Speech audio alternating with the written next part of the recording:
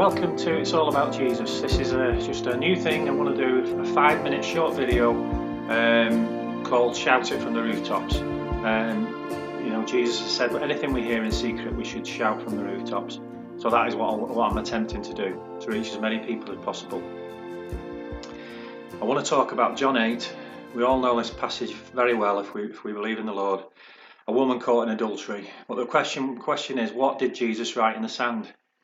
And with me, anything that I struggle with to understand in Scripture, I ask the Lord, as I'm sure you do, lead me, Lord, to the truth. Show me your truth. And I want to learn if you want me to know this particular thing.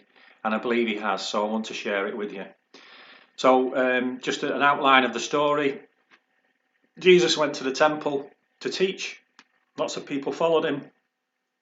These religious leaders brought this woman who'd been caught in adultery and confronted Jesus and said, "This is what the law of Moses says, that she should be stoned to death. What do you say?"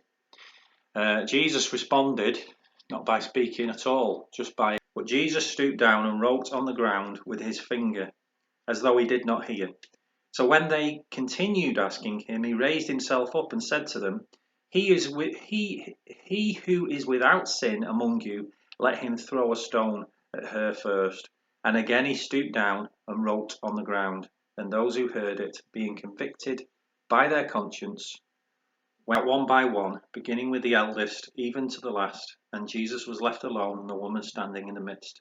When Jesus had raised himself up and saw no one but the woman, he said to her, "Woman, where are those accusers of yours? Has no one condemned you?" She said, "No one, Lord." And Jesus said to her, "Neither do I condemn you. Go and sin no more." The important thing, what he wrote, is reading the scripture carefully. He stooped down to write on the ground. Then he spoke to them and said, "He is without sin among you. Let him throw a stone at her first." So that will have convicted them. But then he stooped down and wrote on the ground again. What did he continue to write? And the scripture says, then those who heard it, being convicted by their conscience, those who heard it, and heard it in the Greek is akuyu, to understand, those who understood what he was doing, what he was writing, then the eldest first. I think the answer to what he wrote is found in scripture, and we can see that in Jeremiah 17. Jeremiah 17. Before we do that, I just want to go to a scripture here. Just earlier on in 7, it was the last day of the feast of Sukkot, Ashana Rabbath, and on the last day they used to tip a jug of water on the ground and thank Yahweh, thank God for the provision of water in the wilderness. And Jesus was witnessing this. Is the very thing he said to the leaders. "If anyone thirsts, let him come to me and drink. He who believes in me, as the scripture has said, out of his heart will flow rivers of living water." So we go now to Jeremiah 17. First of all, we can go to Jeremiah 17:10, or even back to 9. "The heart is deceitful above all things and desperately wicked. Who can know it? I, the Lord, search the heart and test the mind, even to give every man according to his ways, according to the fruit of his doings." I, the Lord, search the heart and test the mind. Jesus tested the mind of the people that were testing him. He knew their motives for what they were doing, everything that was going on.